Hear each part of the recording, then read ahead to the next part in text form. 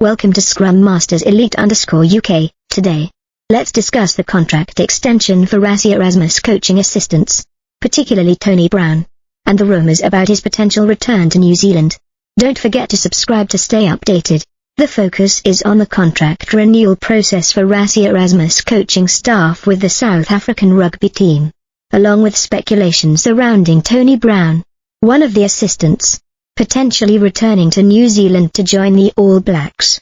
The South African Rugby Union is working to finalise agreements before the 2026 international season begins, and this issue has caught significant public attention.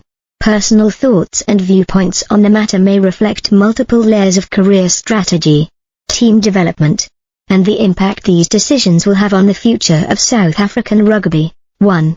South African Rugby Union's long-term strategies. The South African Rugby Union seems serious and determined to extend the contracts of Rassie Erasmus coaching staff, especially given the Springboks' impressive achievements in recent major tournaments.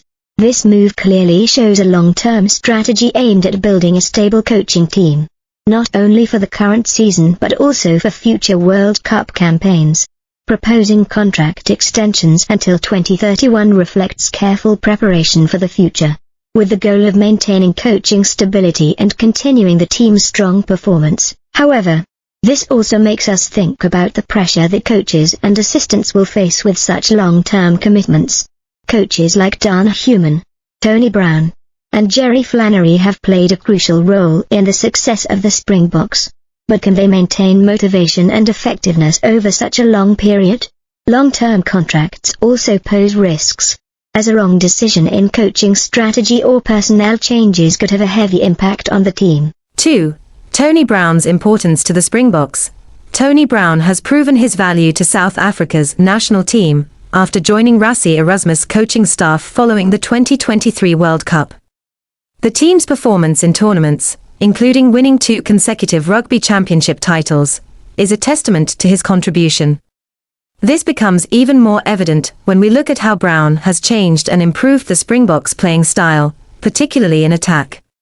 His influence extends beyond technique to how he works with players, helping them maximize their potential. Clearly, losing Tony Brown would be a major blow to the South African team.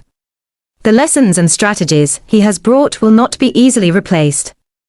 More than just a coach, Brown is also a companion who bonds the team together and creates a positive work atmosphere. For the South African Rugby Union, extending his contract is not only about maintaining stability in the coaching staff, but also a commitment to the team's future success.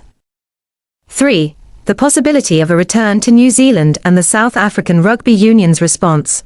Rumours about Tony Brown returning to New Zealand, especially after the dismissal of Scott Robertson, have captured attention.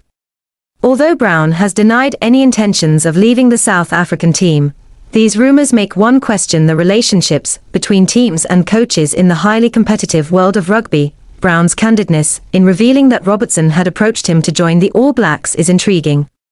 This reflects the nature of coaching in rugby, a profession constantly in flux, with decisions that can significantly affect the future of entire teams. However, Brown's frustration that Rugby New Zealand did not contact him before he signed with the Springboks raises an important question. Did Rugby New Zealand fail to recognise Brown's importance in their strategy? Or did they simply overlook the opportunity? 4. Brown's decision and commitment to South Africa. Tony Brown's decision to stay with South Africa until 2027 reflects a valuable trait of his: commitment and loyalty. Despite the opportunity to return to New Zealand, Brown chose to honour his promise and commit to the Springboks. This is no easy decision, but it demonstrates his professionalism and discipline. In both football and rugby, coaching changes are common, but when a coach sticks to their commitment and rejects other opportunities, it increases their value in the eyes of fans and leadership. It's clear that this decision is not only about his personal career, but also about loyalty and respect for what he has built in South Africa. The future success of the South African team, especially after 2027, will heavily depend on whether coaches like Tony Brown continue to maintain their commitment and contribute to the team's success.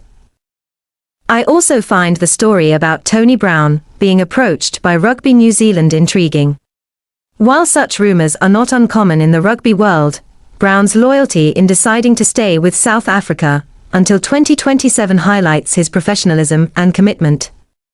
This not only brings respect, but also underscores the importance of loyalty in sports. In conclusion, this is a strategic move for the South African team, but it also raises questions about long-term pressure and resilience in coaching.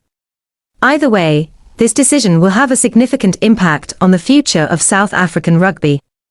Thank you for following Scrum Masters Elite_UK. We've just discussed the contract extension for Rassie Erasmus coaching assistants, particularly Tony Brown, and the importance of long-term commitment to South African rugby. Remember to subscribe for more updates.